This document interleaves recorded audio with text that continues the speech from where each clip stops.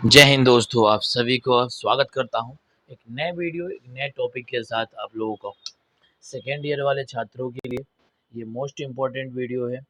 Common paper है आप सभी का 7, जिसका नाम है education in the emergency society, Indian society and school administration. ध्यान रखिएगा 4 यूनिट है। इसको मैं पार्ट में कराऊंगा, थोड़ा सा लंबी वीडियो और इम्पोर्टेंट वीडियो है इसलिए। ठीक है, कॉमन पेपर है। जितने भी आईडी हो, चाहे एमआर के बच्चा हो चाहे आईडीडी के हो, जो भी बच्चा हो उनके पास ये वीडियो आप लोग शेयर कर दीजिएगा। वो काम आपका आ कीजिए। और एक महत्वपूर्ण वीडियो के साथ आपको आज मैं बताऊंगा। इस वीडियो में मैं आपको यही बताऊंगा, जितने भी भारतीय जो संविधान है, संविधान में जितने भी प्रकार की जो बात कही गई है कि हमें अपने मौलिक अधिकार के साथ साथ हमें और क्या चीज़ ध्यान रखनी चाहिए, जो एक इसमें बताया गया संवैधानिक शिक्षा के तौर पर हम बात करेंगे। आइए, तो वीडियो अच्छा लगे तो लाइक और सब्सक्राइब कर दीजिएगा। ठीक है, तो उससे पहले एक काम और क्या करिए आप लोग, ये हमारे यूट्यूब चैनल है जहाँ पे आपको हर समय नोटिफिकेशन मिलती है, जहाँ पे अभी आप लोग है। ठीक है, वीडियो अच्छे लगे तो लाइक कर दिया कीजिए आप लोग खुद ही, और शेयर जरूर किया कीजिए दोस्तों में अपने। और ज़्यादा अच्छा लगे तो सब्सक्राइब कर लेना और बेल आइकन को दबाकर उसको ऑन कर देना, जिससे कि हमारी सबसे पहले वीडियो आपके पास उपस्थित हो जाए और आप उसका फ़ायदा उठा सकें। और ये नोट्स पाने के लिए आप सभी को मैं हर बार कहता हूँ कि हमारे टेलीग्राम चैनल से जुड़ जाइएगा। आपको नाम आपको पता चल जाएगा, स्पेशल एजुकेटर भारत हमारे टेलीग्राम चैनल का नाम है। तो स्टार्ट करते हैं आज का हमारा जो इम्पोर्टेंट टॉपिक, जो आज की हमने बोल रखा था आप लोगों के लिए। तो आज की जो टॉपिक है वो यही है। इसमें हम ये पढ़ेंगे जो इंडियन कॉन्स्टिट्यूशनल एंड एजुकेशन की जो बात कही गई थी, फंडामेंटल राइट, ड्यूटी क्या हमारी, हमारे प्रिंसिपल क्या है। ठीक है, हम कितनी डिजर्व करते हैं किसी भी चीज़ को, तो ये सभी चीज़ें हम जानेंगे। शिक्षा से रिलेटेड क्या चीज़ है, तो देखिए इसमें बोला गया है दोस्तों कि हमारी जो राज्य की जो नीति निर्देश होता है, सिद्धांत होता है, वो जो हमारे संविधान के चौथवें भाग में, ठीक है, चौथवें भाग में बोला गया है क्या कि राज्य के नीति के निर्देश तत्व शीर्षक दिया गया है। इसके अंतर्गत अनुच्छेद 36 से लेकर 51 तक, कितने से 36 से लेकर 51 तक, 36 से लेकर 51 तक के अनुच्छेद में शामिल है। संविधान का ये भाग आयरलैंड से लिया गया है। ध्यान रखिएगा, ये जो भाग है हमारे संविधान में आयरलैंड से लिया गया है। आप सभी को पता है भारत का सबसे लंबा और लिखित संविधान है, और हर एक देश से कुछ ना कुछ लेकर इसे एक लिखित संविधान बनाया गया है, जो एक फ्लेक्सिबिलिटी भी है और मतलब कह सकते हैं कि लचीलापन भी है, लेकिन इतना लचीला भी नहीं है कि इसको आसानी से बदल दिया जाए। ठीक है, तो बात करते हैं इसमें क्या है। देखिए, नीति निर्देश तत्वों का इतिहास क्या है, हिस्ट्री और जितने भी हमारी प्रिंसिपल थी उसके बारे में बात करते हैं। भारत के संवैधानिक निर्देश जो है एक तत्वों का विकास है, जो जब हमारे मूल अधिकार का विकास के साथ साथ ही इसका भी विकास कर दिया गया था। संविधान सभा में सदस्यों में इस बात पर सहमति बन गई थी कि हम स्वतंत्रता के बाद प्रत्येक व्यक्तियों को मूल अधिकार देंगे, और उनके साथ कोई गलत व्यवहार होता है तो वो अपनी ये क्या कहते हैं उसको, जो उसके साथ अगर कोई चीज़ दिक्कत होती है तो वो न्याय के पास जा सकता है, न्यायालय में जाकर अपना न्याय मांग सकता है। ये उसको संविधान उसको अधिकार देता है। ठीक है, किसी के साथ अगर कोई भी चीज़ की समस्या होती है, जो अगर उसके साथ कुछ गलत व्यवहार होता है या उसके साथ कुछ गलत चीज़ हो जाता है और कोई नहीं सुनता है, तो उसका कौन सुनेगा, उसका अदालत सुनेगा, और सबका काम अदालत सुनेगा। तो देखिए, जितनी भी चीज़ें होती है, जो भी चीज़ें हमें लागू करनी होती है अपने अपने देश में, अपने राज्य में, तो सबकी एक नीति निर्देश बनाई जाती है, और एक एक स्टेप बाय स्टेप उस काम को करा जाता है। ठीक है, पहले कोई भी काम करेगा तो भैया एक जो हमारा प्रोसेसेस बना हुआ है, उस प्रोसेसेस के हिसाब से हमें काम करना पड़ता है, और सरकार को भी यही करना पड़ता है। ठीक है, भाग 4 में रखा गया है इन सभी बातों को, जितने भी हमारे संवैधानिक जो इतनी भी हमें नीति निर्देश की बात कही गई है, और BN राव के सलाह से ये नीति निर्देश तत्वों की श्रेणी में रखा गया था। ये बात ध्यान रखिएगा आप लोग। ठीक है, राज्य के नीति निर्देश जितने भी सिद्धांत नाम दिया गया है, नाम क्या दिया गया है, नाम क्या दिया गया है दोस्तों, कमेंट करेंगे, बल्कि मैं बता देता हूँ। राज्य की नीति के निर्देशक सिद्धांत के नाम से दिया गया है। देखिए इसमें कितने अनुच्छेद, ज़्यादातर इसमें से अनुच्छेद पूछा जाएगा, आर्टिकल पूछे जाएंगे। तो आर्टिकल के बारे में थोड़ा सा यहाँ बात कर लेंगे हम लोग, ठीक है। राज्य के जितने भी नीति निर्देश सिद्धांत और उससे संबंधित हमारे जितने भी आर्टिकल है, अनुच्छेद है, उसके बारे में बात कर लेते हैं। तो देखिए अनुच्छेद 36 में बोला गया है, जो परिभाषा है नीति निर्देश तत्वों का, उसके संदर्भ में जो हमारे राज्य है उससे परिभाषित करता है, ठीक है। परिभाषा है जिसमें ये राज्य की वही अर्थ है जो भाग 3 में है, ठीक है। ये बोला गया है 36 में। 37 में क्या बोला गया है दोस्तों? 37 में बोला गया है कि इस भाग में दिए गए तत्वों का न्यायालय और जितने भी कोई देश की शासन को मूलभूत माना गया है, और जो भी नियम कानून बनता है वो राज्य को कर्तव्य मतलब पालन करना होगा और करवाना होगा, ठीक है। जो अगर एक बार रूल बन गया सेंट्रल में, वो राज्यों को मानना होगा और उसको फॉलो भी करवाना होगा अपने राज्यों में, ठीक है। 38 में क्या दिया गया है? जो राज्य है लोक कल्याण के लिए सामाजिक व्यवस्था बनाए रखने के लिए जितने भी नीति निर्देश होता है उसे फॉलो किया जाता है। आपका कोई नीति निर्देश बनता है तो इसीलिए बनता है कि वो आपको उस चीज़ में लाभदायक हो, आपको फायदा मिले कुछ, ठीक है। ये 38 के 1 में था। ऐसे ही आ जाए 38 के 2 में क्या बोला गया है? 38 के 2 में बोला कि आय, प्रतिष्ठा, सुविधा और अवसरों को असमानता को और समानता का जो प्रयास है करना चाहिए। देखिए मतलब कहा जा रहा है कि आय, जितनी प्रतिष्ठा है, सुविधाएं है, जितने भी अवसर है, हमें असमानताओं के समाप्त नहीं करना है, हमें सबको प्रयास करना है, सबको हमें समान मानकर उसको वो चीज़ के लिए वो मोटिवेट रखना है और उस चीज़ में आगे बढ़ाना है उन लोगों को। ऐसी जो अनुच्छेद 39 है इसमें बोला गया है, राज्य द्वारा जितने भी अनुसूची बनाई जाती है वो पुरुषों व स्त्रियों के आजीविका को पर्याप्त जितने भी साधन है उन सबको बराबर करनी चाहिए, उनको बराबर के अधिकार देना चाहिए, ठीक है। समाज में भौतिक संसाधनों का स्वामित्व जो है उचित वितरण होना चाहिए भैया, ऐसे ही बोला गया।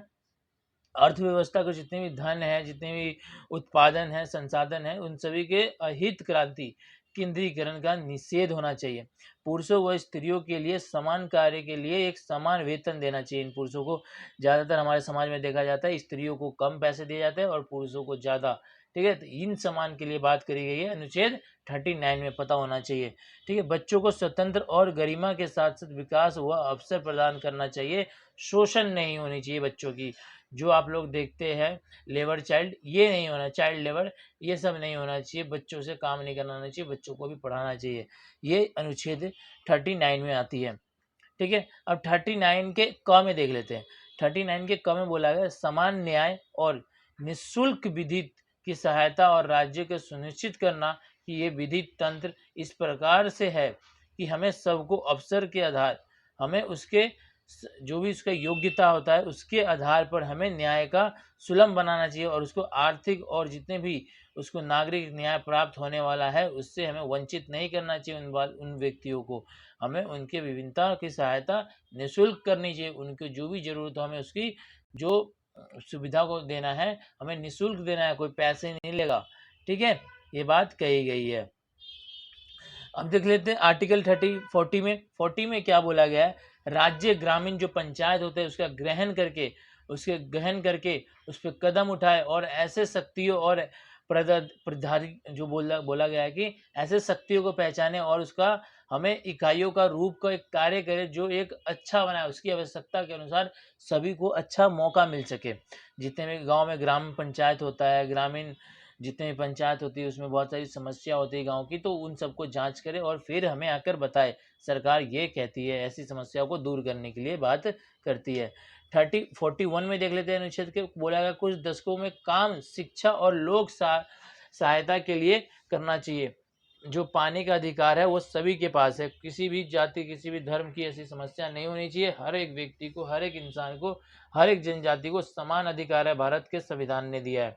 इसीलिए बात करी गई है कि राज्य अपने आर्थिक समर्थन और विकास की सीमा के भीतर काम पाने, शिक्षा पाने, बेकारी, बुढ़ापा, बीमारी और जितनी भी समस्या होती है वो सभी को लोक सहायता पाने के लिए अधिकार को प्राप्त करने के प्रावधान दी गई है। ऐसी चीज देखते हैं आप सभी, वृद्धा पेंशन मिलती है, सब क्यों मिलती है? सरकार के द्वारा ही ऐसे योजनाएं चलाती है जो वृद्धा पेंशन मिलते हैं।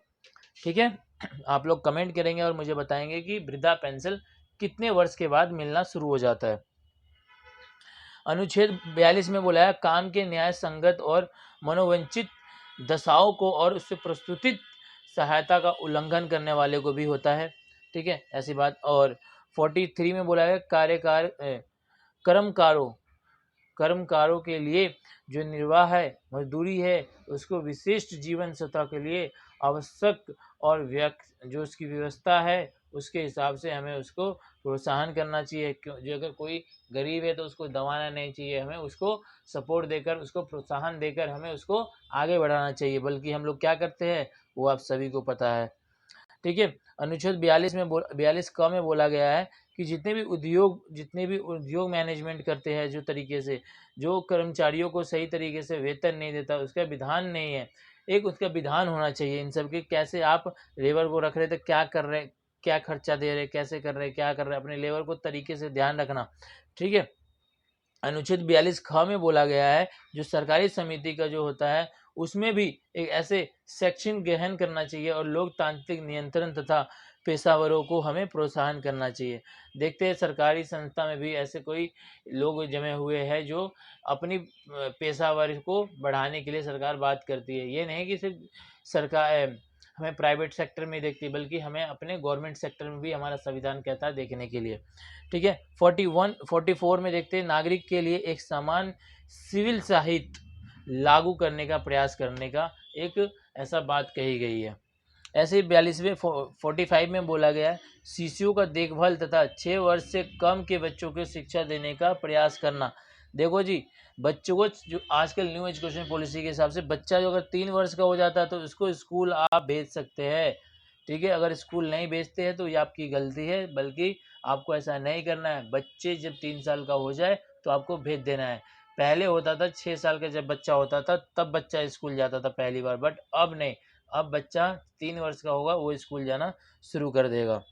ठीक है, आप समझिए। और 46 में है जितने भी अनुसूची है, जनजाति है, जितने भी अनुजाति, सूची जाति है, जनजाति, जितने भी लोग हैं, दुर्बल वर्गों के जितने भी है, उन्हें आर्थिक सहायता देना। ठीक है, ये सब बात कही गई है। उसका शोषण नहीं करना है हमें, और सामाजिक अन्याय से उसका रक्षा करना है हमें। इन लोगों को हमें बढ़ावा देना है कि आप आइए, हमारे समाज के हैं, आपके साथ कोई गलत व्यवहार नहीं है। जितने भी आदिवासी होते हैं, आप सभी एक गलत काम करते हैं, उनको देखकर एक अलग रिएक्शन करते हैं। अच्छा, वर्तमान में कमेंट कीजिए, वर्तमान में हमारे राष्ट्रपति का नाम क्या है और वो कौन से जनजाति से आते हैं।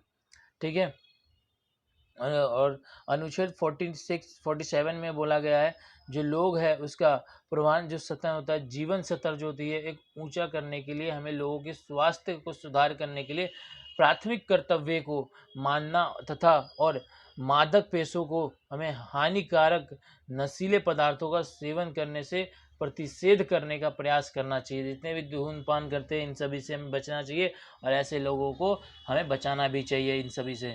ठीक है, अनुच्छेद 48 में क्या बोला है देखिए, 48 में बोला गया है जितने भी कृषि पालन होता है, पशुपालन होता है, उनके लिए भी हमें ध्यान देना चाहिए, उनकी भी सुरक्षा को ध्यान रखना चाहिए, और उनको हमें निषेध नहीं करना चाहिए, हमें उनके लिए कुछ अच्छा कदम उठाना चाहिए। ऐसे ही बोला गया 48 में अनुच्छेद में क्या बोला गया है क में कि पर्यावरण के संरक्षण और जितने भी उसकी वन्य जीवन जितनी भी रक्षा को हमें प्रयास करना चाहिए, पेड़ पौधे नहीं काटने चाहिए। आप सभी देख रहे हैं कि गर्मी बहुत ज़्यादा है, ये किस कारण है भैया? आप लोग जब पेड़ काटेंगे तो ऑटोमेटिक गर्मी आएगी। कहते थे ना पहले ज़माने में, कहावत कहते थे दोस्तों, पेड़ कटे तो कटे घर न कटे, पेड़ कटे तो कटे घर न कटे। और पहले कहते थे पेड़ न कटे घर कटे तो कटे। अब कहते हैं भैया पेड़ कटे तो कटे घर न कटे। तो उल्टी कहावत बनती जा रही है आजकल, देख ही रहे आप लोग।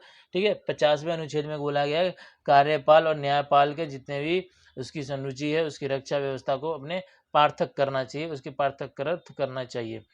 ऐसे ही बोला गया अनुच्छेद 51 में ये बोला गया कि जितने भी अंतर्राष्ट्रीय शांति एवं सुरक्षा के अभिवृद्धि करी जाती है, ये सब भी हमें अपने देश को देखकर, सोचकर, समझकर करनी चाहिए। ये किस में बोला गया? अनुच्छेद 51 में। एक नोट है, ध्यान से पढ़िएगा, जो 42वें संशोधन, जो हमारे 42वें संविधान संशोधन हुआ था, वो कब हुआ था वो आप कमेंट करेंगे, और उसके माध्यम से एक नीति निर्देश तत्वों का अनुच्छेद 39 का, 43 का तथा 48 का अंतर्गत स्थापित किया गया।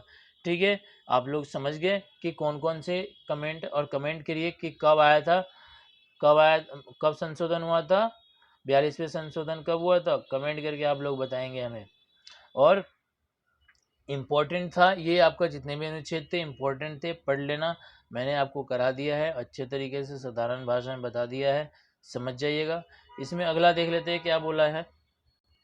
इसमें अगला ये है कि भैया जितने भी निर्देश तत्व का होते हैं, आलोचना भी होती है।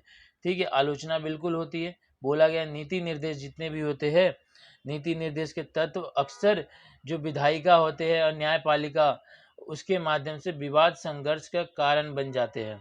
ठीक है, और ऐसे दूसरा बोला है, जितने भी नीति निर्देश के तत्व न्यायालय, और जितने भी न्यायालय नहीं होता है, जबकि कई ऐसे महत्व राज्य भी के नेतृत्व शिक्षा की तरह ही, जिससे वो निषेध हो पर उनके बाधित ना हो। मतलब ये कहना चाह रहे हैं कि भैया ऐसी कई काम है जो हम सरकार को दिखाते हैं, बट वो सही तरीके से नहीं हो पाता है। इसी में एक आ जाता है मूल अधिकार। मूल अधिकार आप सभी को पता है, फंडामेंटल राइट्स क्या है। ठीक है, फंडामेंटल राइट जो अनुच्छेद आता है 12 से 35 के बीच में आती है, आप सभी को उसका मौलिक अधिकार आप सभी को मिलता है। ठीक है, कि नेहरू जी के रिपोर्ट के अनुसार जो 1928 था, उसमें बात कही गई थी रिपोर्ट के बारे में। ठीक है, भाग 3 में आता है हमारे मौलिक अधिकार, आप सभी को पता होना चाहिए। ठीक है, और स्वतंत्रता की बात कही गई जीवन से। और आप लोग कमेंट करके बताइए, पहले हमारे अनुच्छेद 7 थे, मौलिक अधिकार 7 थे, अब 6 हो गया, किसे घटा दिया गया है। ठीक है, मूल अधिकार आप सभी को पता, मूल अधिकार हमारे पहले 7 थे, बट अब घटाकर हमें 6 कर दिया गया। तो आप लोग बताएंगे वो कौन सा मूल अधिकार है और किस अनुच्छेद से उसे हटा दिया जाता है। ठीक है, ये एक कानूनी अधिकारी प्रक्रिया होता है, ध्यान रखिएगा, और एक अच्छे तरीके से इसको माना गया है। मूल अधिकार हमारे पहले सॉरी पहले 8 हुआ करता था, अब 7 है, ये 7 यहाँ पर दिया गया है। ठीक है, ये अनुच्छेद है, उसके एक पाठ्यचर्या दी हुई कैसे कैसे होते हैं। ठीक है, मूल अधिकार के नीति निर्देश तत्वों के अंतर अब कई बार पूछ लेता है, तो पता होना चाहिए मूल अधिकार और नीति निर्देश तत्व भारतीय संविधान के दो प्रमुख आधार स्तंभ है। इस दोनों का उद्देश्य समान है, जो प्रत्येक व्यक्ति को ऐसे परिस्थितियों को उपलब्ध कराना जिसमें उसका संपूर्ण विकास हो सके। फिर भी इस दिनों को काफ़ी अंतर भी है। इसमें से प्रमुख प्रकार इस प्रकार से है। देखिए, प्रमुख प्रकार क्या है, हमें जो संवैधानिक है, हमें संयुक्त राष्ट्र अमेरिका से लिया है। ठीक है, मौलिक अधिकार हमने कहाँ से लिया है? अमेरिका से लिया है, ध्यान रखिएगा, मौलिक अधिकार हमने अमेरिका से लिया है। और नीति निर्देश वाला सिद्धांत हमने आयरलैंड से लिया है। आप सभी को पता है, जो ये है नीति निर्देश, ये हमारे भाग 4 में आता है, और जो हमारा ये वाला है वो हमारे भाग 3 में आता है। ठीक है, ऐसे ही इसमें जो लागू करने का काम होता है वो न्यायालय द्वारा नहीं किया जाता है, ये वादा योग्य नहीं होता है, बल्कि इसमें न्यायालय द्वारा किया जाता है और ये वादा योग्य होता है। ठीक है, मौलिक अधिकार के पीछे कानून मान्यता है, और इसके पीछे कोई राजनीति मान्यता होता है। ध्यान रखिएगा, ये एक नीति निर्देश होता है, बल्कि ये पूरा कानून के द्वारा चलता है, अपने हिसाब से चलता है। नीति निर्देश एक नेता के द्वारा, एक ऐसे व्यक्ति के द्वारा बनाया जाता है जो अपने राज्य को एक अच्छे तरीके से चलाना जानता हो, एक अच्छे तरीके से उसे व्यवस्थित करना जानते हो, उसे कहते हैं। ठीक है, तो ये वीडियो यहाँ पर ख़त्म हुआ। अगली वीडियो आपको मिल जाएगा। ठीक है, 4.2 जो हमारे होता है RPWD और RTE, इसके बारे में बताऊंगा। नेक्स्ट वीडियो में मिलते हैं आप लोगों के साथ। ठीक है, तो अगले वीडियो में मिलते हैं, और जय हिंद जय भारत दोस्तों।